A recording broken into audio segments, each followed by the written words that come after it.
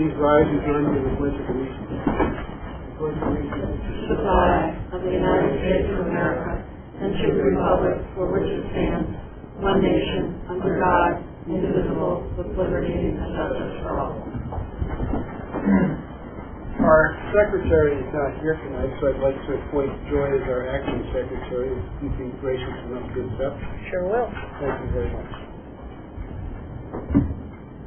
We have school staff in attendance, so I'll skip over introduction of visitors. Is there any public comment?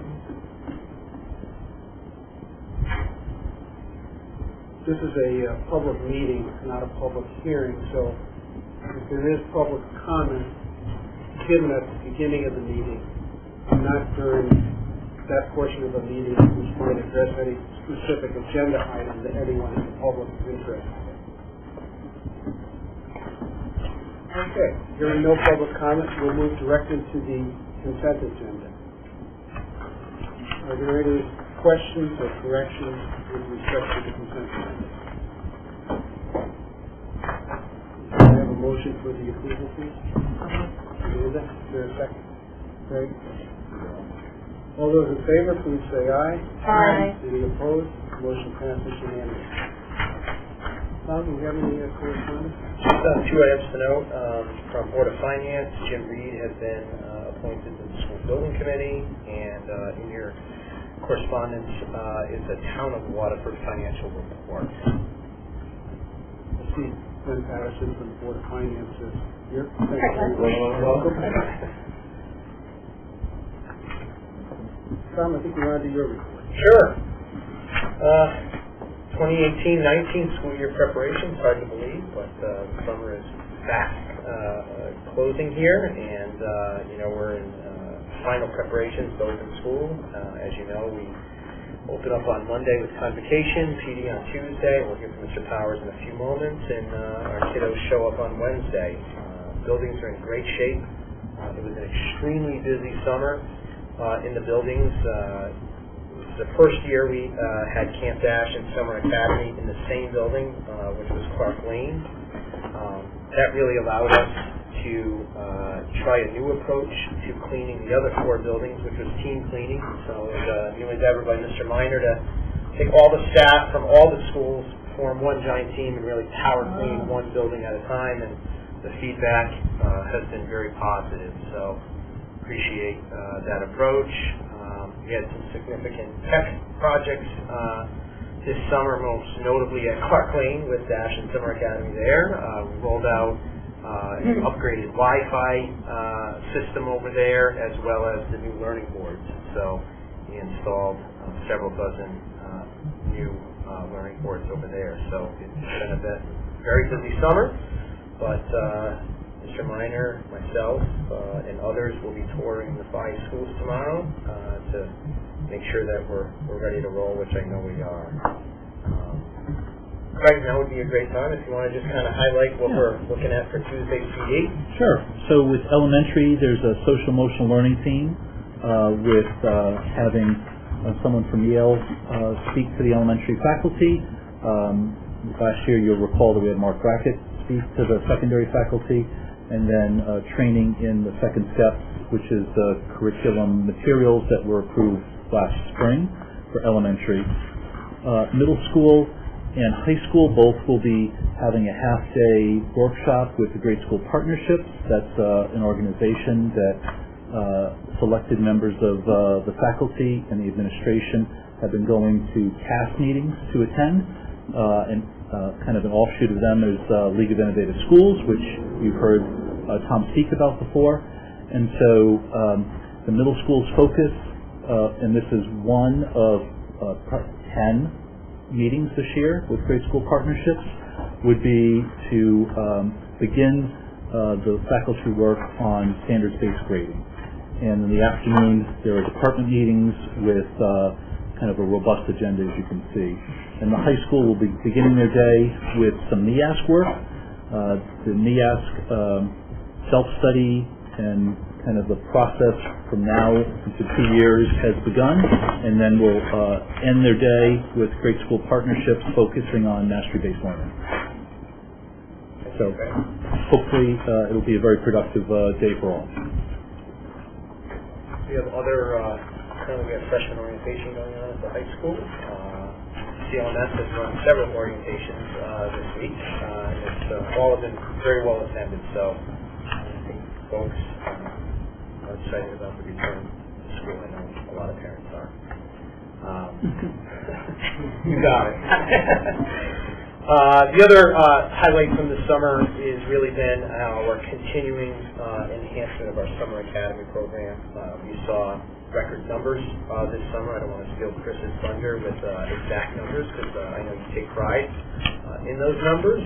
But we're servicing more kids than ever, and again, we were able, having them in the same building really enabled parents who wanted a full day experience of summer academy in the morning and Camp Dash in the afternoon to happen on the same property versus last year when we started busing them over. So that was another advantageous piece of how we're in the same building.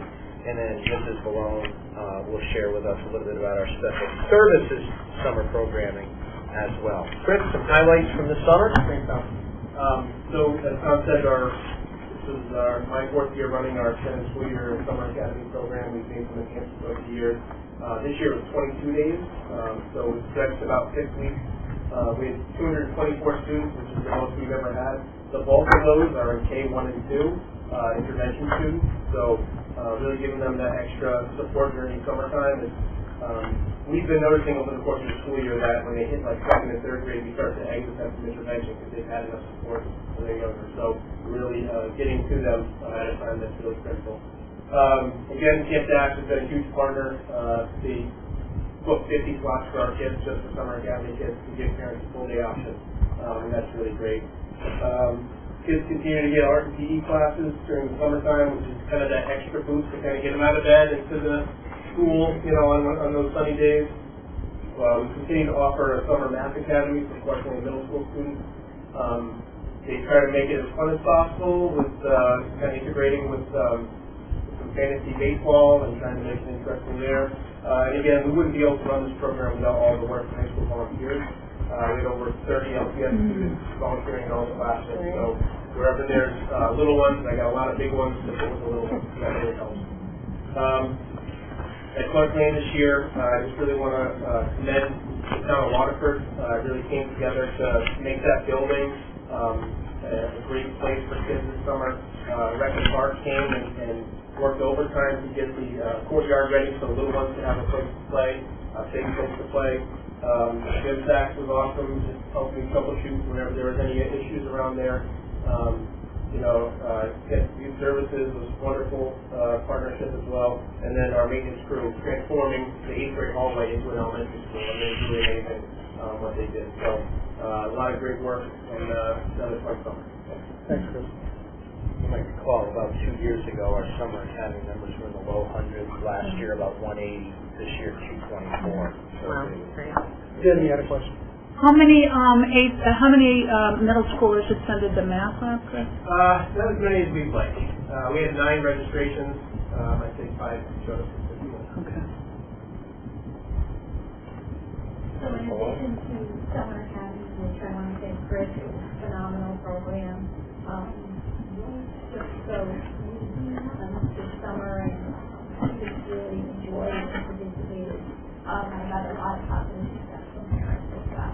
But in addition to that, we ran 3 other programs during the summer. One was our Avery Point Transition Program, basically summer services on the Avery Point campus. But we also had a few students work at our Summer Academy program, and they were young adult helpers in the program and helped out in the classroom and around Clark Lane as well. So that was an awesome experience for them to have a chance to work somewhere else than on the campus. During the school year, they get to work. We have a partnership with Women and Son as well, and we have students placed there working as well.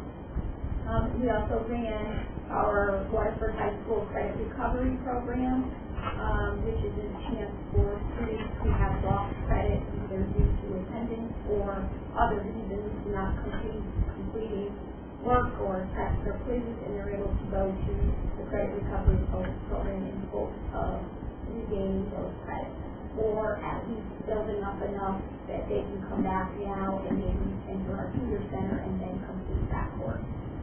And we also ran a social skills group again this summer. This is the second year Waterford High School social skills group for students that need that more support with kind of their social experiences out in the community. So they went to Parkness Park and did the nighttime concert. They did a baseball game. They did mini golf. Several different opportunities in the community for them to develop their social skills. And we had great feedback on that last year, and again this year. Parents really were appreciative of us running that program. And we even thought about running some sessions during the school year of maybe having a chance for students to go to a basketball game together or a baseball game, because some of these students would not necessarily participate in those activities, and that would be a great opportunity for them to do that. Thank you, Kathy. Any questions? Thank both of you and your teams for really running such a successful program. So thank you. Just a couple other items of note, highlights about the district and our staff. The International Dyslexia Conference is going to be held at Foxwoods in October. The reason I bring that up, educators from all over the world will be coming here, and Waterford Public Schools has been chosen as a host public school district where people attending the conference will be able to see our literacy intervention in action. We're the only public school district in Connecticut chosen for that, so we're really excited about that. So we will be having Kathy Bones working with Jeannie Morgan at the middle school, and we'll be having a closed number of people. It's not going to be endless, but a certain number of educators will be touring our schools in October as part of that conference experience. Really excited about that. Two of our world language teachers at Waterford High have been chosen to present at the Connecticut Council of Language Teachers Conference, also in October. The title of their presentation is Pre-AP Alignment for Language and Culture AP Exams. So, again, a competitive application process, and they were chosen. So, some good things happening. That sums up very abbreviated Cliff Notes version of summer work, but that's the state of the state. Okay. Committee and other reports. Okay. Having Atlantic Broadband Advisory Council meeting, I also submitted a request to the IT committee, which went to the meeting last week for that, and it was just a request to get the public access information on the Waterford Town website. So that's already, by the time we've gone to the meeting, the ask was already on the website. Kathy had put it up there for us. So we still have a few things to add to it, just change it a little bit, but it's there. Thank you, Greg. Jody. Of course I have a report. I have a Youth Service Bureau report. Camp Dash was a huge success again this year. They were full. So, hopefully, I just feel bad for some of the children that couldn't get in. They had to deny some children. The fall programs are underway. They're going to be sending flyers home with the children when school starts. And also, I think I mentioned this at the last meeting, but the interfaith food locker was moved to the Waterford Youth Service Bureau. So I think that was a good choice, because now families, they can call and they could also get food on the weekends, not just during the week, and not just between 8 and 4:30. And they've got quite a few requests so far. And also, if anybody wants to, they're taking donations for school supplies, for backpacks and lunch boxes and things like that. Thank you, Jody. You're welcome. Any other committee reports? Okay, we're on to new business. Review and possible action concerning food, services, beverages issues. We do this every year. Does anyone have any questions? Hearing none, could I have a motion? Jody. Because I have the concession stand, I'll be happy to make the motion.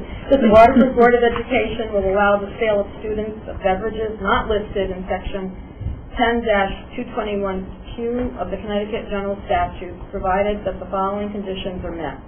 One, that the sale is in connection with the event occurring after the end of the regular school day or on the weekend. And two, the sale is at the location of the event. And three, the beverages are not sold from a vending machine or a school store. Any discussion? All those in favor, please say aye. Aye. Any opposed? Motion passes unanimously. Next item on the agenda is discussion concerning a naming of the Parkland Middle School office. We have a board policy for the naming of school buildings or portions thereof. It is within the discretion of the board to do so if certain criteria are met. And requests have been made from the public for that. There are conditions that have to be met before it comes to the board. And we do have a petition to name the Park Lane Principal's office after the late Harold Goldberg. And there have been enough signatures. So the process would be that I would appoint a committee and follow the policy and the regulations in terms of appointing the right number of people with the right breakdown. And my thought process was to see who on the board might be interested in serving on such a committee. Let me know over the next couple of weeks. I would also reach out to members of the community, staff, and speak with Tom in terms of an appropriate administrator to be on it. And then at our next meeting, make the appointment of that ad hoc committee for the board to approve, and then we would go forward with the process that they would investigate and look into it and make a report back to us. And it would also afford the petitioner an opportunity to make the appropriate presentments to that subcommittee. Does anyone do it? Go ahead. I think it's a great idea. And I was involved with this when we named the gym after Fran Sweeney. So I think I'd like to be on the committee. I won't wait 2 weeks to tell you. We'll take that under advisement. Good. All right, so now we move on to the discussion of our goals for the coming academic year. We have them in front of us. These are our goals. We can choose to adopt them or modify them. What are the thoughts of the board? Joey? I like the goals, but I would like to, this is just my personal opinion, I'd like to see something in there about more communication to the town. Because the majority of our townspeople we don't have children in the school system. And I'm really proud of a lot of the good things our students are doing, and I think we need to get that out there. Also, for other families of children that are sending their children out of district, I think it's important for them to know the wonderful things we're doing. And our Waterford High School offers everything that all of these other high schools combined offer. So I would like to see more, communication out there about the good things we're doing, and hopefully we can keep more, students in our school. That's part of the strategic plan, though. Basically, It is in there, but I don't know. I just thought it should be part of our goals too. Plus, we have a goal about trying to communicate and keep students in the school system. Yeah. So maybe we could just add community communication to that goal. I was really impressed with what we did last year. I thought it was a great goal sheet. The way we handled it last year is we basically gave it out at the August meeting and we scheduled a special meeting right before the September board meeting, same night, and dedicated some time to that. But certainly the chair's purview how to handle it. So we'd like to see them possibly at the next meeting another bullet, perhaps under the engaged family bullet, talking to general communication with the town, letting them know what's happening in the schools, that type of thing. And even more things, if we possibly can, put more activities on our marquee.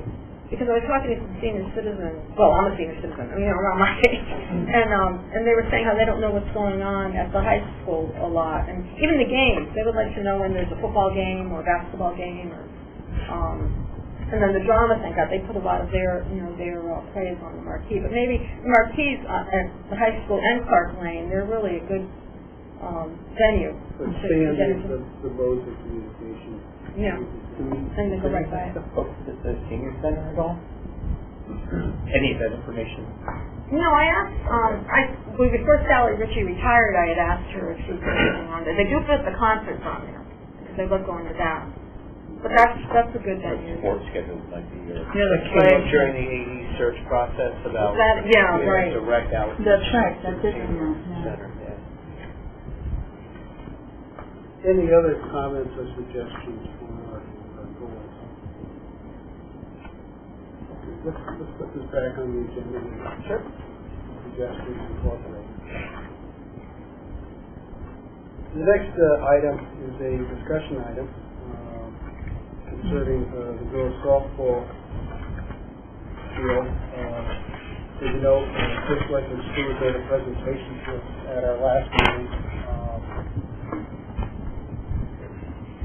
And since then, we have learned that Veterans Field over here is not an option for any expansion, and it's not interested in doing that.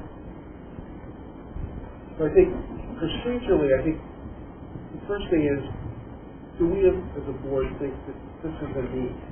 Yes, definitely. I think it's a need, then it would seem to me to be appropriate that we appoint a committee to look into it and investigate what the cost might be, where it might be located, whether or not there's any community support, not in terms of being in favor, but possibly some financial support from members of the community. And then report back to the board. And I'm thinking at that point, perhaps then, if it's a positive, there seems to be some feeling on the board that this is good. I've something to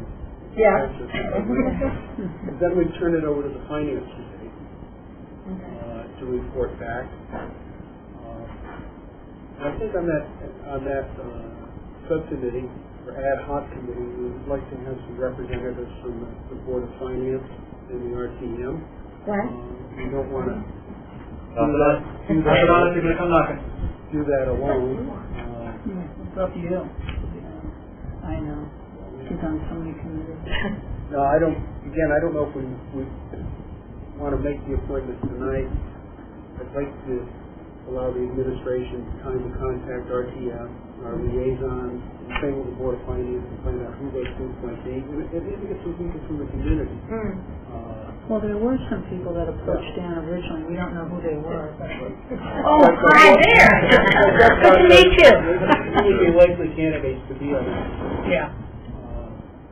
And hopefully take those appointments at our next meeting and move the process forward.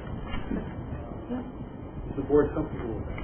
As long as we do something, and it doesn't take forever to do it. It's good to be positive. We can't prejudge an issue either. We don't know what the costs are, and what the parameters of the project would be, and frankly, what type of options we have on our own hand. We should look into that. Everyone on board with that? Yeah, definitely. Would you like interested board members to maybe email Caroline? That would be correct, yeah.